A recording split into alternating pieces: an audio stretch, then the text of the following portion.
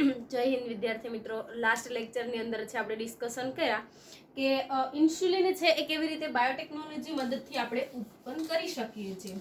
હવે જ આપણે બાયોટેકનોલોજીની અંદર આપણે જોયું કે બાયોટેકનોલોજીની મદદથી આપણે ઇન્સ્યુલિન છે કેવી રીતે મેળવ્યું.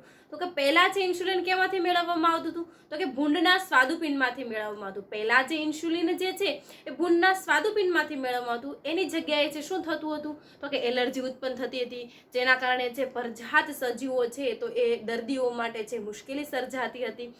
તો એટલા માટે છે દર્દીઓ પરજાત એન્ટીજનનો સ્વીકાર ના કરતા હતા. એટલા માટે છે એ કેવું થતું હતું, તો કે એનામાં વિકૃતિ ઉત્પન્ન થતી હતી. જેથી છે એ આપણે બાયોટેકનોલોજી મદદથી કૃત્રિમ રીતે છે કેવી રીતે ઇન્સ્યુલિન બનાવી શકાય એની પ્રોસેસ છે આપણે કાલે જોઈ કે ઇન્સ્યુલિન બનાવટ છે કેટલી હોય છે, તો કે 51 એમિનો એસિડ હોય છે. ઇન્સ્યુલિન છે ક્યાંથી ઉત્પન્ન થાય છે, તો કે આપણા સ્વાદુપિંડમાંથી ઉત્પન્ન થાય છે. પરંતુ ઇન્સ્યુલિન કોને લેવાની જરૂર બહારથી પડે છે, અથવા તો કૃત્રિમ ઇન્સ્યુલિનના ઇન્જેક્શન કોને લેવા પડે છે, તો કે જે દર્દીઓ મધુપ્રેમ કે ડાયાબિટીસ વાળા જે દર્દીઓ છે, પેશન્ટ જે છે એને બહારથી ઇન્સ્યુલિન લેવા પડે છે. કારણ કે એની અંદર જે શર્કરાનું પ્રમાણ છે વધી ગયું હોય છે. જે આપણું ઇન્સ્યુલિનનું કાર્ય શું છે, તો કે શર્કરાનું ચયાપચયની ક્રિયા કરવી. ત્યારબાદ આપણે ભણવાનું છે એ ઔષધની મદદથી કે આપણે ઔષધની અંદર જોયું કે બાયોટેકનોલોજી કેવી રીતે હરણફાળ ભરી છે. એવી જ રીતે જનીન થેરાપી આપણે જે અત્યારે વાત કરી રહ્યા છીએ, જનીન થેરાપી કે જનીન ટ્રીટમેન્ટ કેવી રીતે કરવામાં આવે છે. કોઈ જો વ્યક્તિ જે છે એની અંદરથી જો જનીનની અંદર, તો જનીન છે ક્યાં હશે, આપણે સપોઝ માનો કે આપણો આ કોષ છે, કોષની અંદર શું છે, કોષ કેન્દ્ર છે, અને કોષ કેન્દ્રની અંદર આપણું આનુવંશિક દ્રવ્ય એટલે કે ડીએનએ. તો ત્યાં આપણે છે કેવી રીતે છે બાયોટેકનોલોજીની મદદથી ફેરફાર કરી શકીએ છીએ એ અત્યારે આપણે છે એ ભણવાનું છે, એ આપણે અત્યારે ડિસ્કશન કરવાનું છે. તો આપણે જોઈએ કે જનીન થેરાપી જે છે, જીન થેરાપી છે એ કેવી રીતે કરવામાં આવે છે.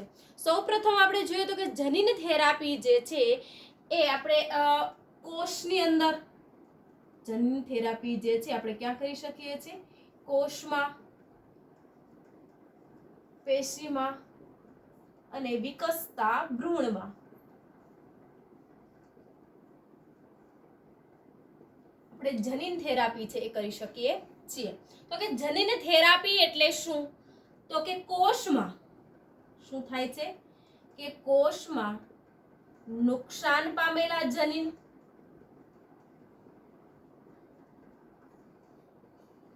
અથવા વિકૃતિ દ્વારા કે વિકૃતિ સર્જાય છે જ્યારે ડીએનએ નું સ્વયં જનન થતું હશે એ દરમિયાન છે કોઈ કોષની અંદર વિકૃતિ સર્જાય અથવા કોઈ જીનેટિક કોડ છે એના લોપ થઈ જાય, એટલે એટલા કોડ શું થઈ જાય, લોપ થઈ જાય. બરાબર. તો કે કોષમાં નુકસાન પામેલા જનીન અથવા વિકૃતિ દ્વારા સર્જાયેલા જનીન દૂર કરીને સામાન્ય કાર્ય કરતા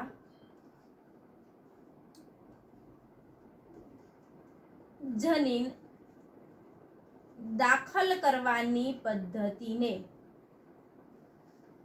શું કહેવાય છે, જનીન થેરાપી કહેવામાં આવે છે. જનીન થેરાપી એટલે શું, જનીન થેરાપી કોને કહેવાય, તો કે સામાન્ય કોઈ કોષ છે જ્યારે ડીએનએ માંથી ડીએનએ ની ઘટના બને છે, એટલે કે સ્વયં જનનની ઘટના બને છે એ દરમિયાન પણ વિકૃતિ સર્જાય છે, અથવા તો કે ડીએનએ ની અંદર સ્વયં જનનની જે ઘટના થતી હશે એ દરમિયાન છે એ બધા આપણે જીનેટિક કોડ એટલે કે જે આપણા નાઇટ્રોજન બેઝ છે એના લોપ થઈ જાય છે. તો લોપ થઈ જાય છે એટલા ભાગની અંદર જીનેટિક કોડ ગેરહાજર હોય, તો જેના કારણે પણ કોષની અંદર વિકૃતિ સર્જાય છે.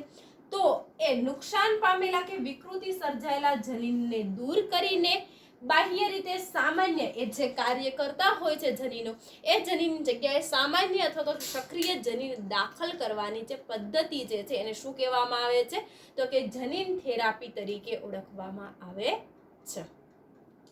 પહેલા આપણે ભણીએ જનીન થેરાપી જે છે એ કેવી રીતે કરવામાં આવે છે. તો કે જનીન થેરાપી છે એ બે ભાગમાં વર્ગીકૃત કરવામાં આવી છે. જનીન થેરાપી જે છે એને છે ને બે ભાગમાં વર્ગીકૃત કરવામાં આવી છે.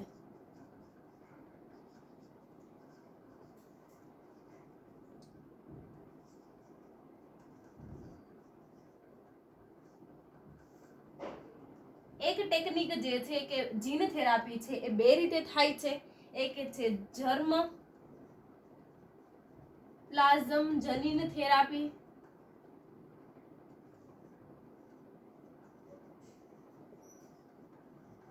અને બીજું છે દૈહિક કોષ જનીન થેરાપી. કે જનીન થેરાપી છે એ આ બે ભાગની અંદર વર્ગીકૃત કરવામાં આવે છે.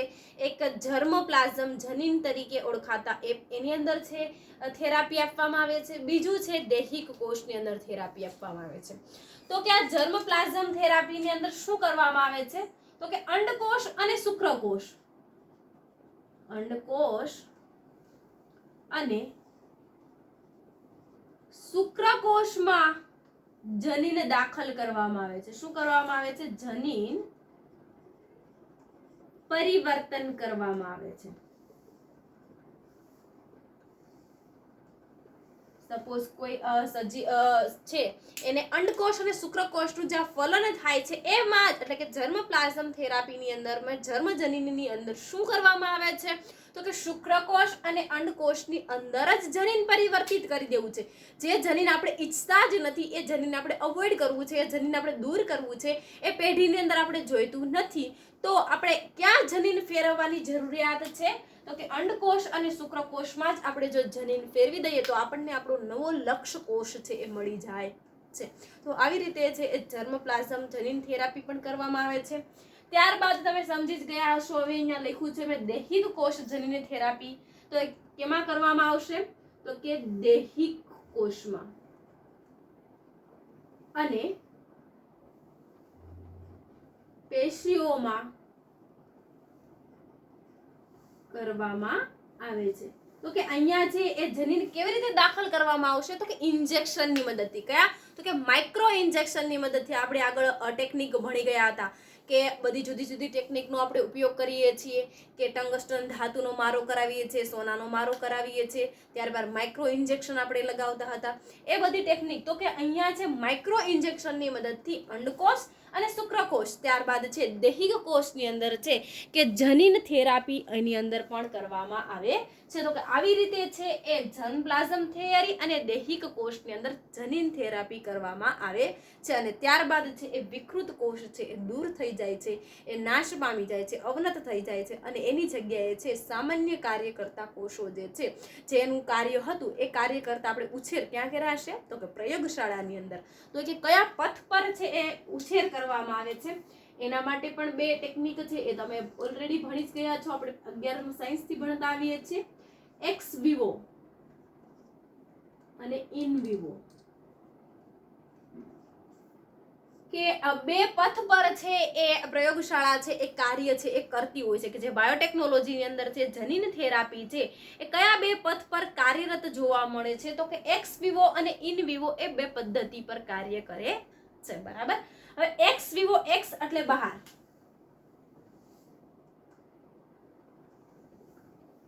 ઇન એટલે અંદર.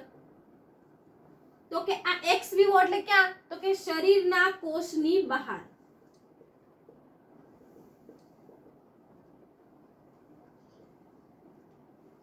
ક્યાં કોષોનું સંવર્ધન કરવામાં આવશે? તમે જુઓ કે શરીરના કોષોની બહાર એટલે કે પ્રયોગશાળામાં. અહીંયા ક્યાં સંવર્ધન કરવામાં આવે છે?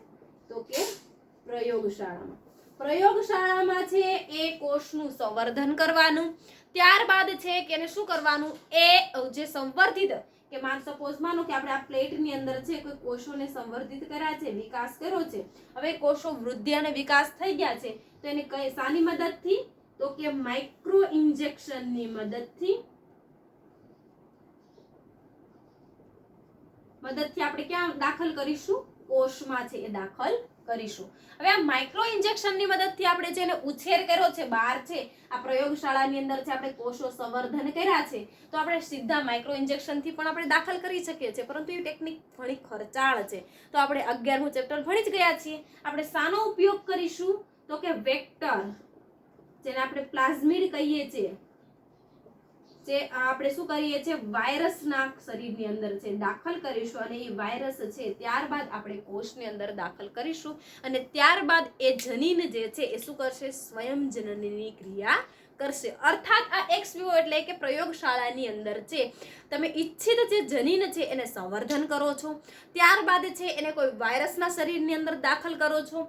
વાયરસ છે એ આપણા કોઈ લક્ષ્ય કોષ સુધી પહોંચવા માટે આપણે એનો પ્રવેશ કરાવીએ છીએ અને ત્યારબાદ છે એ કોષની અંદર સ્વયં જનનની ઘટના કરીને એ જનીન છે એ પોતાનું પ્રદર્શન છે એ પૂરું પાડે છે. હવે અહીંયા દર્શાવ્યું છે ઇન વિવો, તો કે શરીરની અંદર જ ક્યાં કરવામાં આવે છે આ ટેકનિક, તો કે શરીરની અંદર જ કરવામાં આવે છે. જે વિકૃત જનીન છે એને દૂર કરવામાં આવતા નથી. અહીંયા વિકૃત જનીન છે એ દૂર થઈ જશે, જ્યારે અહીંયા કોઈ વિકૃત જનીન દૂર કરવામાં આવતા નથી, પરંતુ કોઈ નવા જે સજીવ જે છે એને અંદર શરીરની અંદર દાખલ કરવામાં આવે છે. જે આપણે જે જનીન દાખલ કરવું છે એ જનીનને જ આપણે શરીરની અંદર દાખલ કરીએ છીએ અને એ પોતાનું પ્રદર્શન છે એ આપમેળે દર્શાવે છે. જ્યારે આને છે આપણે પ્રયોગશાળાની અંદર સંવર્ધન કરીને છે એ કરીએ છે. તો આવી રીતે છે બે પથ પર છે એ કાર્ય કરે છે.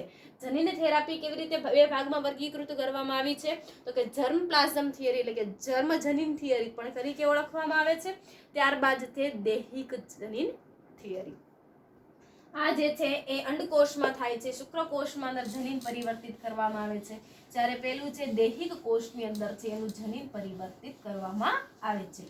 અને કેવી રીતે છે એ જનીન ઉછેર કરવામાં આવે છે, તો કે બે રીતે આપણે ઉછેર કરી શકીએ છીએ, એક્સ વિવો અને ઇન વિવો. ઇન વિવો એટલે કે આપણા શરીરની અંદર જ આપણે ઉછેર કરવાનો છે, એક્સ વિવો એટલે કે આપણે પ્રયોગશાળાની અંદર ઉછેર કરીએ છીએ, ત્યારબાદ વાયરસના શરીરની અંદર દાખલ કરીએ છીએ અને ત્યારબાદ છે એ આપણે કોઈ કોષ સુધી, લક્ષ્ય કોષ સુધી છે એને પહોંચાડીશું. હવે આપણે જોઈએ કે જનીન થેરાપી આપણે જોયું કે બે રીતે છે એ થાય છે. તો કે આ જે જનીન થેરાપી એટલે શું, કે કોઈ નુકસાન કરતા તો વિકૃત સર્જાયેલા જે જનીનો છે એને દૂર કરીને આપણે શું દાખલ કર્યા, તો કે નવા જનીન અને સામાન્ય કાર્ય કરતા સજીવો જનીન છે એ દાખલ કર્યા. હવે સૌ પ્રથમ આપણે વાત કરીએ તો કે 1990 આપણે કાલે જોયું હતું કે 1990 છે એ 4 વર્ષની બાળકી પર કે 4 વર્ષના બાળક પર છે એ જનીન થેરાપી છે એ કરવામાં આવે છે. તો કે જનીન થેરાપી શા માટે કરવામાં આવે છે, તો કે બાળકની અંદર છે રોગ પ્રતિકારક શક્તિ નબળી હતી.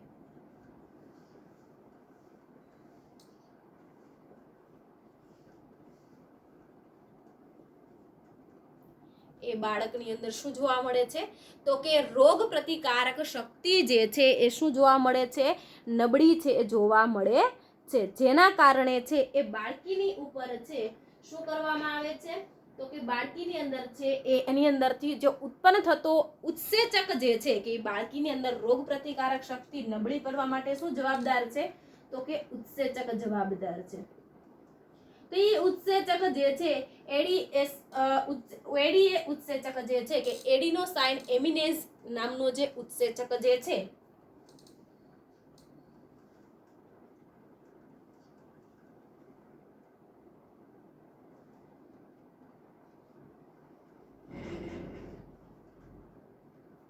એડિનોસાઇન એડીએસ નામનો જે ઉત્સેચક જે છે એ ઉત્સેચકનું ભૂમિકા શું છે, ઉત્સેચકનું કાર્ય શું છે, તો એ ઉત્સેચકનું કાર્ય આપણે જોઈએ કે અસ્થિ મજ્જા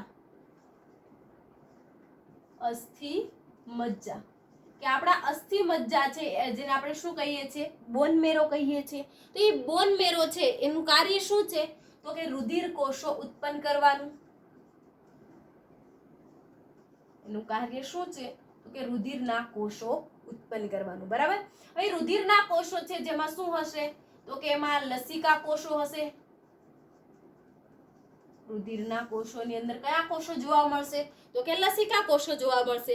હવે લસિકા કોષો છે શું કરે છે, તો કે આપણી રોગ પ્રતિકારક શક્તિ માટે જવાબદાર છે. કે આપણા શરીરની અંદર છે ટી સેલ અને બી સેલ. તો આ સાઇન એડીએસ નામનો જે ઉત્સેચક જે છે એ ઉત્સેચક શું કરે છે, એ ઉત્સેચક જે છે એની અંદર છે ગેરહાજર હોય છે, જેના કારણે છે એ બાળકીની અંદર છે આ રોગ પ્રતિકારક શક્તિ જે છે એ ઉત્પન્ન થતી નથી. તો એની અંદર શું કરવામાં આવે છે, બે પોસિબિલિટી થઈ શકે છે. કાં તો બોન મેરાનું પ્રત્યાર્પણ ટ્રાન્સફર એટલે કે બોન મેરો રોગ અસ્થિ મજ્જા છે એને આપણે સ્થળાંતરણ કરીએ, અથવા તો કે આ ઉત્સેચક રિવર્સ ઉત્સેચક એની અંદર છે દાખલ કરીએ કે આપણે જે ટી સેલ અને બી સેલ છે સક્રિય બનાવવા છે. તો આપણે કઈ રીતે બે પોસિબિલિટી થઈ શકે છે. કાં તો એ બાળકીની અંદર રહેલું છે અસ્થિ મજ્જા છે બોન મેરો જે છે એનું પ્રત્યાંકન એટલે કે એનું સ્થળાંતરણ કરીએ, અથવા તો કે ઉત્સેચક છે એની અંદર રિવર્સ એવો ઉત્સેચક છે એ દાખલ કરીએ. પરંતુ સંપૂર્ણ રીતે આ બંને ટેકનોલોજીથી એ જનીન થેરાપીથી આપણે છે આ નિદાન ઉપચાર કરી શકતા નથી. બરાબર, આ બંને ટેકનોલોજી ફાયદાકારક છે એ આવશ્યક છે, પરંતુ સંપૂર્ણપણે છે આપણને સફળતા મળશે કે નહીં એ આપણે જણાવી શકતા નથી. જેના કારણે છે કે આપણા જે સીડીએનએ ઉત્સેચક જે છે એની અંદર જે ભૂમિકા ભજવતા હોય છે કે તો આપણે સંપૂર્ણપણે શું કીધું છે કે સંપૂર્ણપણે છે આપણે જનીન થેરાપી જો સક્સેસફુલી આપણે જો જોઈએ તો સંપૂર્ણપણે જનીન થેરાપી છે જ્યારે આપણે ભ્રૂણ કોષમાં ક્યાં દાખલ કરીએ, જો આપણે ભ્રૂણ કોષની અંદર જે છે એડીએનો દાખલ કરીએ તો જ આપણને જે છે એ શું બની શકે છે, તો કે આપણે જનીન થેરાપી છે એ સંપૂર્ણપણે સફળતાપૂર્વક આપણને રૂપાંતરણ જનીનનું થઈ શકે છે.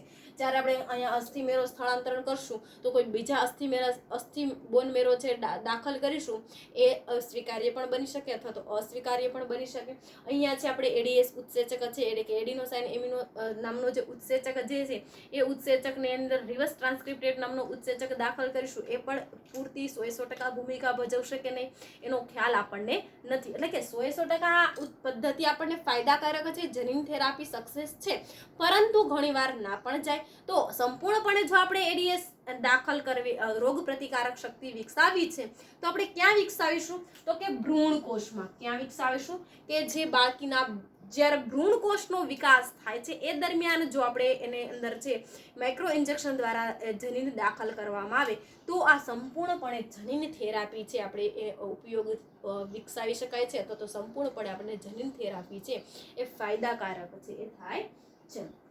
તો આવી રીતે છે આપણને જનીન થેરાપી જે છે એ જોવા મળે છે અને આવી રીતે આપણે જનીન થેરાપીનો ઉપયોગ છે એ કરી શકીએ છીએ. આપણે જનીન થેરાપીનો ઉપયોગ કેવી રીતે થાય, જનીન થેરાપી કેવી રીતે થાય છે આપણે જોયું કે બે રીતે છે એ થાય છે. એક છે જર્મપ્લાઝમની અંદર થાય છે અને બીજું છે કે ભ્રૂણ કોષની અંદર આપણે જોયું કે છે એટલે કે ભ્રૂણ કોષમાં છે આપણે જનીન છે એ ફેરવી શકીએ તો એ દૈહિક કોષમાં પણ થઈ શકે છે. જનીન થેરાપી આઈએમપી સવાલ છે. ત્યાર પછી છે કે આપણે જનીનની અંદર છે થતા આણ્વીય ફેરફારો કે ઘણી બધી આપણે કોષની અંદર જોઈએ છીએ કે કોષની અંદર રહેલું આપણું આ ડીએનએ કે ડીએનએ ની અંદર થતા આણ્વીય ફેરફાર શું છે કે નાના એવા જો આણ્વીય ફેરફાર થઈ જાય તો પણ ઘણા બધા રોગ છે એ ઉત્પન્ન થઈ શકે છે. અને આ જ આણ્વીય ફેરફારથી આપણે છે નિદાન પણ કરી શકીએ છીએ. એટલે કે બાયોટેકનોલોજીની મદદથી આણ્વીય ફેરફારોની મદદથી ઉત્પન્ન થતા જે રોગો છે એની સારવાર કેવી રીતે કરવામાં આવે છે. તો એ પદ્ધતિ એ રોગોના નિદાન વિશે છે અત્યારે આપણે ભણવાનું છે. તો કે કયા કયા રોગોનું નિદાન છે એ કરવામાં આવે છે. એમાં બે ટેકનોલોજીનો ઉપયોગ થાય છે કે આણ્વીય ફેરફારથી ઉપયોગમાં લેવાતી ટેકનોલોજી કઈ છે, તો એક છે પીસીઆર અને બીજી છે એલિઝા. પીસીઆર વિશે તો આપણે 11મા ચેપ્ટરની અંદર ભણી ગયા. એલિઝા વિશે છે આપણે એવું તો 8મા ચેપ્ટરની અંદર કે જ્યારે રોગો આપણે જુદા જુદા રોગો ભણતા હતા ત્યાં નામ આવ્યું હતું એલિઝા ટેસ્ટ કરવામાં આવે છે. જ્યારે આપણે એડ્સ ભણતા હતા એ દરમિયાન છે આપણે એલિઝા વિશે છે માહિતી આપી હતી, ત્યારે થોડું એવું વર્ણન સમજાયું હતું. અત્યારે આપણે એલિઝા વિશે ડિટેલની અંદર છે એ ભણીશું. બરાબર, કે આ પીસીઆર છે, પીસીઆર થોડું રિવાઇઝ કરી દઈએ. પીસીઆર નું ફૂલ ફોર્મ શું થાય છે? તો કે પોલિમર ચેન રિએક્શન. પીસીઆર નું ફૂલ ફોર્મ શું થાય છે? Polymer chain reaction. હવે એ લખવાની જરૂર નથી. એલિઝા નું ફૂલ ફોર્મ આપણે લખીએ એન્ઝાઇમ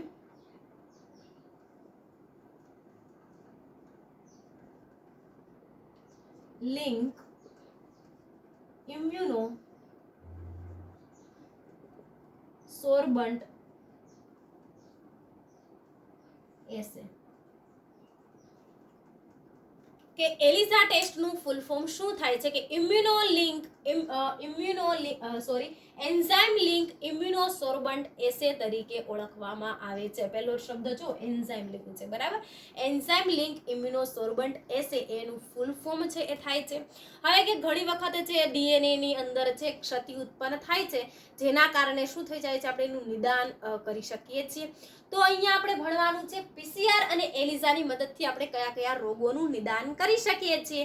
તો કે પીસીઆર ની મદદથી તો આપણે જોયું હતું કે ઘણા બધા આગળ આપણે જનીન થેરાપી ભણ્યા, એની મદદથી આપણે કેન્સર છે, પાર્કિન્સન્સ નામના રોગો છે, એનું નિદાન છે એ જનીન થેરાપીની મદદથી કરી શકીએ છીએ. પીસીઆર અને એલિઝાની અંદર આપણે વાત કરીએ તો આપણે છે એડ્સ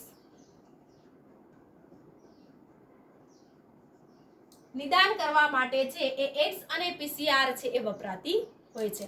હવે પીસીઆર ટેકનોલોજી જે છે પોલિમર ચેન રિએક્શન, એ આપણને ખ્યાલ છે કેવી રીતે છે એ કરવામાં આવે છે. આપણે જોયું હતું કે પીસીઆર છે એ જેલ ઇલેક્ટ્રોફોરેસિસ પર જેલ ઇલેક્ટ્રોફોરેસિસ પર નહીં, આપણે પીસીઆર ની જોયું હતું કે આપણને 3 સ્ટેપની અંદર છે એ જોવા મળે છે. કે પહેલું એનું સ્ટેપ હતું કે એક્સટેન્શન એટલે કે વધારે તાપ શીતક જે જોવા મળે છે. કે પહેલા એનું ટેમ્પરેચર છે પહેલા સાયકલની અંદર કેટલું હતું? તો કે 94. ત્યારબાદ છે કે એના બીજા સ્ટેજની અંદર છે એનું તાપમાન છે કેટલું થઈ જાય છે? 54. અને ત્રીજા સ્ટેજની અંદર 72. અને ત્યારબાદ છે અબજો અને મિલિયન છે એ પીસીઆર એટલે કે આપણે જનીન છે એ ઉત્પન્ન કરી શકીએ છીએ. તો કે એડ્સ જે પીસીઆર છે એની અંદર આપણે પ્રોબનો ઉપયોગ કરતા હતા. શોનો ઉપયોગ કરતા હતા? તો કે પ્રોબનો ઉપયોગ કરતા હતા. એ પ્રોબના કારણે છે આપણને ફરીવાર સમજાવી દો પ્રોબ એ શું છે. તો કે જ્યારે આપણે પીસીઆર ની ચેન છે બનાવીએ છીએ, કે આ પીસીઆર રિએક્ટર જે છે કે આપણું પોલિમર ચેન રિએક્શન જે છે એ શું કરે છે? તો કે લાંબી શૃંખલા છે ડીએનએ ની, ત્યારબાદ આપણે એને જુદા જુદા સ્ટેપની મિલિયન સ્ટેપની અંદર છે આપણને પ્લાઝમિડ વેક્ટર છે એ મળે છે, બરાબર. હવે કે ત્યારે એની અંદર શું અહીંયા દાખલ કરવામાં આવશે? કે ચોક્કસ પ્રોબ દાખલ કરવામાં આવશે. કે આપણે કોઈ વ્યક્તિ જે છે કે એડ્સ વાળી વ્યક્તિ છે એનું સીરમ છે આપણે અહીંયા લેશું પીસીઆર ઉપર, અને એ ટેકનોલોજીની અંદર જેની સીરમ દાખલ કરવામાં આવે છે તો એની અંદર છે એ પ્રોબ દાખલ કરવામાં આવશે. જ્યારે તમે એનું પ્રતિબિંબ કે આપણે પીસીઆર નું પ્રતિબિંબ છે એ રેડિયો એક્ટિવિટી આપણને જોવા મળે છે, કે આપણને છે ઇમેજ છે એ દેખાય છે, તો ઇમેજની અંદર છે આ પ્રોબ છે એ દ્રશ્યમાન થતું નથી. એ પ્રોબ છે એ કેવા હોય છે? અદ્રશ્ય છે, આપણને જોવા મળે છે. તો કે આવી રીતે છે આપણે એનું નિદાન છે એ એડ્સની મદદથી કરી શકીએ છીએ. હવે આપણે અહીંયા ડિટેલની અંદર ભણવાનું છે આ એલિઝા ટેસ્ટ.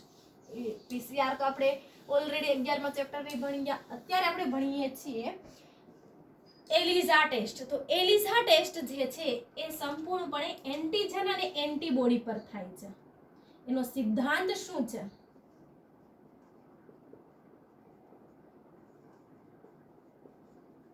એન્ટીજન અને એન્ટીબોડી પર છે એ આ એલિઝા ટેસ્ટ છે એ થાય છે. અને સૌપ્રથમ એલિઝા ટેસ્ટ છે એ 1971 ની અંદર છે એ એલિઝા ટેસ્ટનો યુઝ કરવામાં આવ્યો હતો. એલિઝા ટેસ્ટ છે એનું સંશોધન કરવામાં આવ્યું હતું. પાર્મેન નામના જે સાયન્ટિસ્ટ જે છે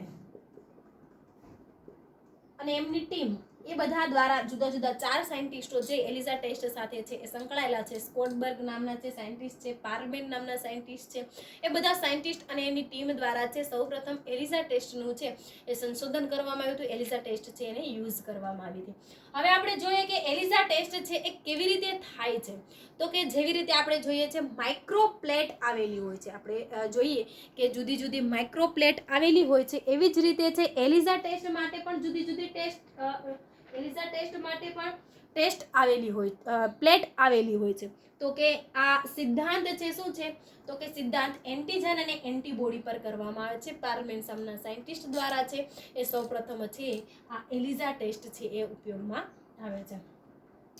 હવે આપણે જોઈએ કે એ પ્લેટ તો હકીકતમાં આવી હોય છે, પણ આપણે અહીંયા છે એને ચોરસની અંદર છે એ પ્લેટને છે એ દર્શાવીશું.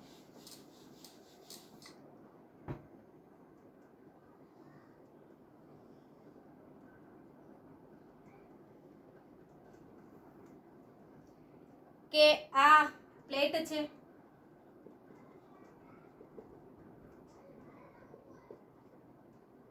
કે માઇક્રો પ્લેટ છે એનો ઉપયોગ છે એ કરવામાં આવતો હોય છે.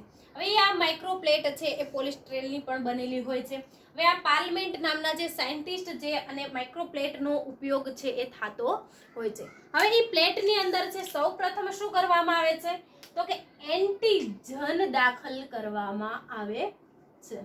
કે આની અંદર શું દાખલ કરવામાં આવે છે તો કે અહીંયા છે એ એન્ટીજન છે એ દાખલ કરવામાં આવે છે. ત્યારબાદ છે એને 30 મિનિટ માટે શું કરવામાં આવે છે ઇન્ક્યુબેશન કરવામાં આવે છે.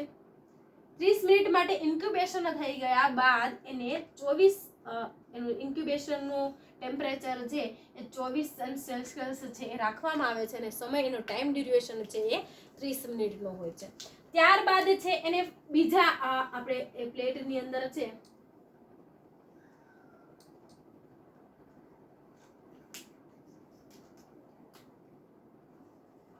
આ તો આપણું એન્ઝાઇમ તો છે જ. આ શું છે એન્ટીજન, બરાબર. હવે એલિઝા ટેસ્ટની અંદરથી આપણે અહીંયા એડ્સ લખ્યું હતું. શાનું નિદાન આપણે કરી શકીએ છીએ એડ્સનું નિદાન કરી શકીએ છીએ. તો એડ્સ વાળા વ્યક્તિ છે એનું સીરમ આપણે નિદાન કરવું છે તો કે એની સીરમ છે આપણે શું કરીશું દાખલ કરીશું. અહીંયા અંદર શું કરીશું આપણે સીરમ દાખલ કરીશું. તો સીરમની અંદર શું હશે તો કે એન્ટીબોડી હશે. સીરમની અંદર શું જોવા મળશે તો કે સીરમની અંદર છે આવા એન્ટીબોડી હશે. હવે આપણે યાદ કરો એન્ટીબોડીનું સ્ટ્રક્ચર ભણી ગયા છે. એન્ટીબોડીનો શેપ કેવા હોય છે તો કે વાય આકારના હોય છે.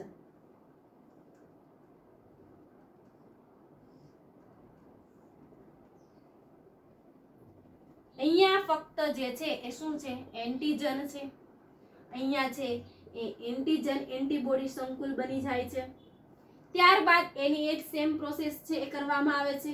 30 મિનિટ માટે છે એને ઇન્ક્યુબેશન કરવામાં આવે છે. 24 સેલ્સિયસ તાપમાન હોય છે. ફરીવાર છે એને વોશ આ બધા જ સ્ટેપની અંદર છે વોશિંગનું સ્ટેપ આવે છે. ફરીવાર આપણે અહીંયા વોશ કરશું એટલે કે જેટલા એન્ટીજન હશે એટલા એન્ટીબોડી તો એની બાઇન્ડ થઈ જશે, પરંતુ જે વધારાના એન્ટીબોડી હશે એ શું થઈ જશે દૂર થઈ જશે. વોશિંગ કર્યા બાદ છે ફરી વખત અહીંયા તો એન્ટીજન એન્ટીબોડી વાળું સંકુલ તો રહેવાનું જ છે. એન્ટીજન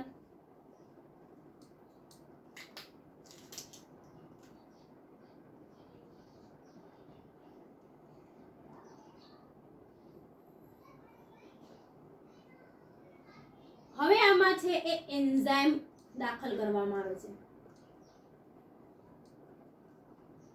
એ એન્ઝાઇમનું નામ છે આલ્કલાઇન ફોસ્ફેટ.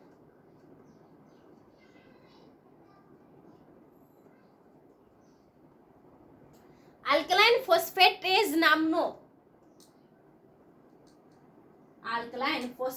નામનો ઉત્સેચક જે છે એ અહીંયા દાખલ થાય છે. એટલે સપોઝ માનો કે અહીંયા છે એ ઉત્સેચક છે એ બાઇન્ડ થઈ ગયો છે એમની બધા સાથે, બરાબર.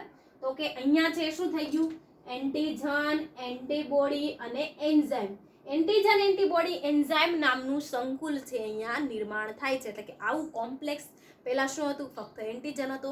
ત્યારબાદ આપણે દર્દીના સીરમમાંથી સીરમ દાખલ કર્યું આપણે એ પ્લેટ ઉપર, તો એ પ્લેટની અંદર છે શું જોવા મળશે એન્ટીજન. તો એન્ટીજન એન્ટીબોડી છે એ બંને બાઇન્ડ થઈ જશે.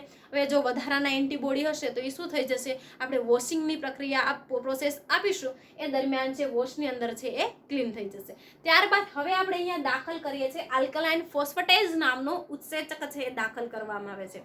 આલ્કલાઇન ફોસ્ફેટેઝ નામનો ઉત્સેચક એન્ઝાઇમ દાખલ કરીએ છીએ તો એન્ટીબોડી સાથે તો એ બાઇન્ડ થઈ જાય છે. તો કે એન્ટીજન એન્ટીબોડી એન્ઝાઇમ નામનું સંકુલ છે અહીંયા નિર્માણ થાય છે. અને ત્યારબાદ છે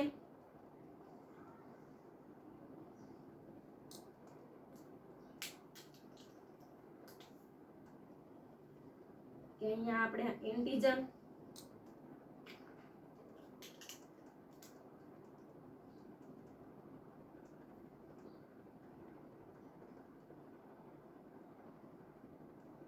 આ છે આપણા એન્ટીબોડી, એન્ટીજન અને એની સાથે જોડાયેલા ઉત્સેચકો. હવે આ ચોથા સ્ટેપની અંદર એની એ જ સેમ પ્રોસેસ કરવામાં આવે છે. 30 મિનિટ સુધી એને ઇન્ક્યુબેશન કરવામાં આવે છે અને 24 સેલ્સિયસ તાપમાન રાખવામાં આવે છે. હવે આ ફાઇનલ સ્ટેજની અંદર જ્યારે પહોંચે છે ત્યારે એનો આ રંગ છે એ પરિવર્તન થાય છે. રંગ પરિવર્તન છે, યાદ રાખજો, આલ્કલાઇન ફોસ્ફેટેઝ નામના ઉત્સેચકને આભારી છે. રંગ પરિવર્તન શાને આભારી છે કે અહીંયા છે જુદા કોઈ પણ રંગ, અહીંયા હું ગ્રીન રંગ તમને દર્શાવી દઉં. અહીંયા છે આનો આ જે કોમ્પ્લેક્સ જે છે એનો રંગ છે એ ગ્રીન થઈ જાય છે અને એન્ઝાઇમ સાથે આપણે કોઈ સબસ્ટન્ટ અહીંયા છે જો સબસ્ટન્ટ દાખલ કરીએ તો શું દાખલ થઈ જાય છે? સબસ્ટન્ટ છે એ જોડાઈ જાય છે. તો આવી રીતે છે એન્ટીજન, એન્ટીબોડી, એન્ઝાઇમ અને સબસ્ટન્ટ છે આપણે કોઈ પ્રક્રિયા પસાર કરવી છે, એન્ઝાઇમને છૂટો પાડવો છે તો આપણે શું દાખલ કરીશું? આપણે અહીંયા એન્ઝાઇમ હવે છેલ્લા સ્ટેપની અંદર આવી ગયું તો એન્ઝાઇમ આપણે છૂટો પાડવો છે તો આપણે સબસ્ટન્ટ દાખલ કરીશું. તો અહીંયા છે આપણને શું જોવા મળે છે? તો કે અહીંયા છે રંગ પરિવર્તન થઈ જાય છે. ઘણા દર્દીઓને રંગ પરિવર્તન થતા નથી. ઘણા દર્દીઓ છે સપોઝ આ દર્દીઓનો રંગ પરિવર્તન આવતો નથી તો એને એડ્સ જે છે એ નહિવત માત્રાની અંદર હોય અથવા નિમ્ન કક્ષાની અંદર હોય અથવા તો ના પણ હોય, પરંતુ જો પછી ત્યારબાદ છે થોડા દિવસ બાદ છે એ ટેસ્ટ છે એને ફરીવાર કરવામાં આવે છે અને રંગ પોઝિટિવ જે આવે છે તો એ દર્દી છે એ એડ્સ છે એ એડ્સ અસરગ્રસ્ત છે એ જોવા મળે છે. તો આવી રીતે છે એની અંદર છે આપણને શું જોવા મળે છે? તો કે એન્ઝાઇમ, ઇમ્યુનોલિંક, સોર્બન્ટ એસિડ, એલિઝા ટેસ્ટ છે આવી રીતે છે એ થતી હોય છે.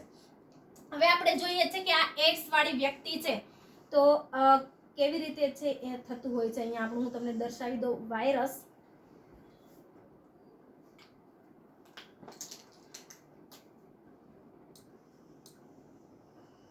કે આપણે અહીંયા જોયું ને કે આ બાઇન્ડિંગ થાય છે આ બધાનું. તો એ બાઇન્ડિંગ કેવી રીતે થાય છે કે આના શરીરની અંદર શું હોય છે? આરએનએ અને એક છે રિવર્સ ટ્રાન્સક્રિપ્ટેઝ.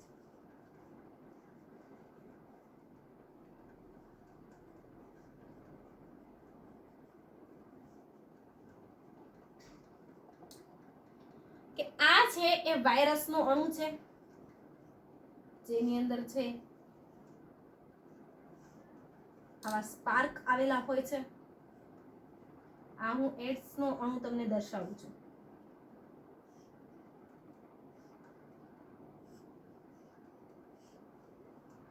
જેની ઉપર છે આવું બ્લેક કોટેડ આવેલું હોય છે જેનું કઈ નામ નથી. જ્યાં સ્પાર્ક ની ઉપર છે આવી રીતે છે બ્લેક કોટેડ આવેલા હોય છે.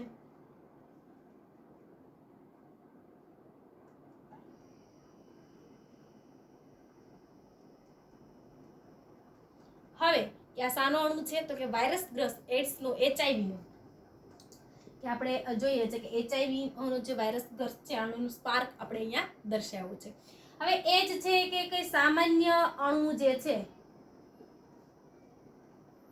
અહીંયા જે છે એ GP અને આ છે GD4 કે આપણા જે કોષ છે બહારના જે એન્ટીજન હશે એની બહાર ફરતે છે GD4 નામના છે એ પ્રોટીનના સ્ટ્રક્ચર આવેલા છે એટલે પ્રોટીનના સ્પાર્ક આવેલા છે. જ્યારે અહીંયા છે GP125 જે છે એના સ્પાર્ક આવેલા હશે. તો એ બંને વચ્ચે કેવી પ્રોસેસ થાય છે, કેવી ઘટના થાય છે અહીંયા તમે જુઓ. કેવી રીતે ઇન્ફેક્શન લાગે છે કે આ સ્પાર્ક જે છે આ બંને છે એકબીજાના કોન્ટેક્ટમાં આવે છે GP125 અને આ સામાન્ય અણુ છે એનો GD4. હવે આ આરએનએ જે છે એ શું કરે છે? આ સ્પાર્કની મદદથી આ સામાન્ય કોષમાં છે એ દાખલ છે એ થઈ જાય છે અને આવી રીતે છે એ ઇન્ફેક્શન છે એ લાગે છે. તો કે આવી રીતે છે આપણે જોઈએ તો કે સામાન્ય રીતે છે એ વાયરસના અણુઓ અને એની વચ્ચે છે એ ઘટના બનતી હોય છે. તો આપણે જોયા કે આ વાયરસના અણુઓ જે છે કે વાયરસનો અણુ એમાંથી આરએનએ છે ક્યાં દાખલ થાય છે તો કે સામાન્ય અસરગ્રસ્ત છે આની અંદર છે એ દાખલ થાય છે. આપણે અહીંયા આ જે માઇક્રોપ્લેટ છે જે પોલિક્યોટેલ માઇક્રોપ્લેટ છે એ માઇક્રોપ્લેટની અંદર છે શું કરવામાં આવે છે જુદી જુદી એલિસા ટેસ્ટ છે એ કરવામાં આવે છે. હવે આપણે અહીંયા આ જોઈએ કે આ જે માઇક્રોપ્લેટ આપણે યુઝ લીધી છે અને એકવાર ફરીવાર છે આપણે રિવિઝન કરી લઈએ કે આ પીસીઆર અને એલિઝા ટેસ્ટ જે છે એ બંનેનું નિદાન છે આપણે એડ્સની મદદથી અને જુદા જુદા આણ્વીય આ એક પ્રકારની શું છે આણ્વીય ઘટના જ છે કે આ વાયરસનો અણુ છે અને કેવી રીતે છે આપણના નોર્મલ કોષને છે કે GD4 ને જે છે એ અસરગ્રસ્ત છે એ પહોંચાડે છે. તો કે આવી રીતે છે એ આરએનએ છે એની અંદર છે વહન થાય છે અને એ અસરગ્રસ્ત છે એ થાય છે. પીસીઆર નું ફૂલ ફોર્મ શું થાય છે તો કે પોલિમર ચેન રિએક્શન. એલિઝા નું ફૂલ ફોર્મ શું થાય છે તો કે એન્ઝાઇમ લિંક ઇમ્યુનોસોર્બન્ટ એસિડ. તો અહીંયા છે આપણને આખું એક કોમ્પ્લેક્સ સર્જાતું દેખાય છે એન્ટીજન એન્ટીબોડી એન્ઝાઇમ બરાબર. તો કે એન્ઝાઇમ લિંક ઇમ્યુનોસોર્બન્ટ એસે તરીકે એને ઓળખવામાં આવે છે. આ ટેકનિક એટલે કે એલિઝા પણ બે પ્રકારે થાય છે તમે આગળ છે એ ભણશો. એક છે એ સીધી રીતે અહીંયા તમને કહી દો અત્યારે વાત આવી છે તો એલિઝા પણ બે પ્રકારે થાય છે. એક છે એ સેન્ડવિચ મોડલથી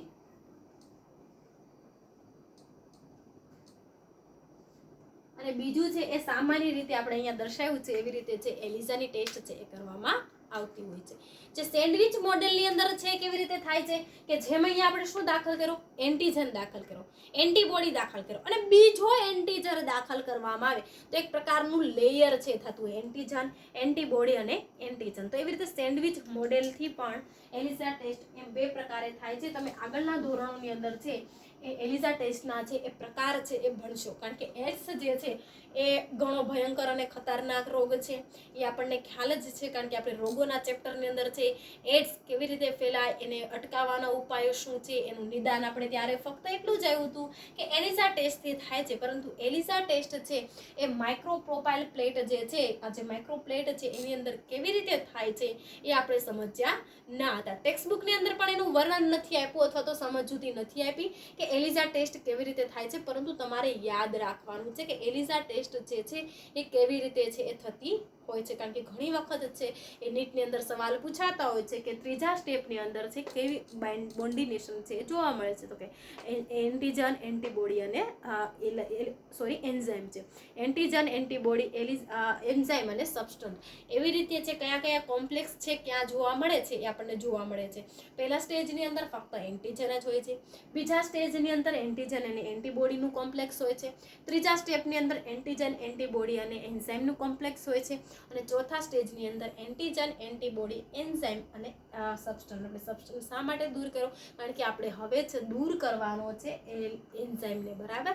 તો આ રંગ છે એ પીળા રંગનું આવે અથવા તો અલગ રંગ છે જોવા મળે તો છે વ્યક્તિને દર્દીની અંદર છે એ એડ્સ જે છે એ પોઝિટિવ છે એ જોવા મળે છે. બાકી છે એને થોડા સમય બાદ છે કે એની હજુ કે આ ઇન્ફેક્શન એની અંદર ફેલાણું ના હોય ઇન્ફેક્શન છે એ લો હોય તો એની અંદર આ રંગ પરિવર્તન ઝડપથી જોવા મળશે નહીં. જો ઇન્ફેક્શન છે એ જલ્દી ફેલાઈ જાય તો છે એ વ્યક્તિની અંદર છે દર્દીની અંદર છે શું જોવા મળે છે અહીંયા ચોથા સ્ટેજની અંદર છે રંગ છે એ પરિવર્તન જોવા મળે છે. તો આજે આપણે જનીન થેરાપી અને આ આણ્વીય રોગથી રોગોનું નિદાન કેવી રીતે થાય છે એના વિશે છે આપણે ચર્ચા કરી. હવે પછીનો આપણો ટોપિક છે પારજનીનિક પ્રાણીઓ. હવે અહીંયા આપણે બે ટોપિક છે એ આપણા ચેપ્ટર એટલે કે ચેપ્ટર છે ઓલમોસ્ટ 70% જેટલું પૂરું થઈ ગયું છે. બધા જ પ્રશ્ન આ ચેપ્ટરના આઈએમપી છે કારણ કે 6 માર્ક્સનો સવાલ છે અને 4 જ પત્તાનું એટલે કે 4 જ પેજનું આપણું આ ચેપ્ટર છે. તો 6 માર્ક્સ આપણા પૂરેપૂરા કવર થાય એવો પ્રયત્ન છે આપણે કરવાનો છે કારણ કે આ જે બાયોટેકનોલોજી છે આ 11મું ચેપ્ટર થોડું સમજવામાં મુશ્કેલ પડે પણ 12મું ચેપ્ટર છે એ સમજવામાં સાવ સરળ છે જેના કારણે છે કે આપણા 6 માર્ક્સ છે આપણને નીટની અંદર અને કે આપણા ગુજકેટ ત્યારબાદ કે આપણા બોર્ડની અંદર છે સારી રીતે મળી રહે એટલા માટે છે પ્રયત્ન છે એ સારો અને આપણે બેસ્ટ છે એ કરવાનો છે, કારણ કે સાવ સરળ ચેપ્ટર છે. ત્યારબાદ હવે આપણે ભણવાનું છે પારજનીનિક પ્રાણીઓ અને ત્યારબાદ ભણવાનું છે આપણા નૈતિક પ્રશ્નો કે વૈશ્વિક લેવલે છે બાયોટેકનોલોજીને લગતા કેવા કેવા પ્રશ્નો છે એ સર્જાય છે અને આપણી જેવું પેટન્ટ શું છે એ કોઈ પણ ફોર્મ્યુલા છે એની એક પ્રકારની પેટન્ટ રાખવામાં આવે છે. એ બે જ પ્રશ્નોનું ડિસ્કશન કે બે જ ટોપિક છે એ બાકી રહ્યા છે. ટોટલ આપણે આ 4 જ ટોપિકનું ડિસ્કશન કરવાનું હતું. ખેતીવાડીનું આપણે ખેતીવાડીની અંદર કેટલા પ્રયોજનો થાય છે એના વિશે આપણે ચર્ચા કરી રહ્યા. ત્યારબાદ છે આપણે કાલે ઔષધની અંદર એટલે કે મેડિસિનની અંદર અને તેના પ્રયોજનો કેવી રીતે થાય છે એ આપણે જોયું. હવે આપણે ભણવાનું છે પારજનનિક પ્રાણીઓ અને પારજનિક વનસ્પતિઓ છે. અહીંયા નથી આપ્યું, પહેલા જૂના સિલેબસની અંદર પારજનિક વનસ્પતિઓ પણ આવતું હતું. પારજનિક પ્રાણીઓ શું છે, કેવી રીતે ઉપયોગી થાય છે અને ત્યારબાદ છે આપણે ભણીશું નૈતિક પ્રશ્નો અને જેવું પેટન્ટ છે એ શું છે. હવે પછીના આપણે નેક્સ્ટ લેક્ચરની અંદર છે રાખીએ, કારણ કે એ આખો ટોપિક અલગ થઈ જાય છે. તો અહીંયા સુધી છે વિદ્યાર્થી મિત્રો, ખાસ અત્યાર સુધીના આઈએમપી સવાલની વાત કરીએ તો કે ખેતીવાડીના પ્રયોજનો એની અંદર છે બીટી કપાસ, ત્યારબાદ છે ઇન્સ્યુલિન કેવી રીતે ઉત્પન્ન થાય છે, આરએનએ અંતક્ષેપણ અને જનીન થેરાપી મોસ્ટ આઈએમપી એ સવાલ જે છે. એલિઝાનું આપણા બુકની અંદર એટલું ખાસ વર્ણન નથી આપ્યું, પરંતુ આપણે એલિઝા છે એ ડિટેલની અંદર સમજ્યા છે. તો ફક્ત આપણા ટેક્સ્ટ બુક આધારે નહીં, થોડું ઊંડાણપૂર્વક છે પણ અભ્યાસ કરવાનો આપણે પ્રયત્ન કરીશું. જય હિન્દ.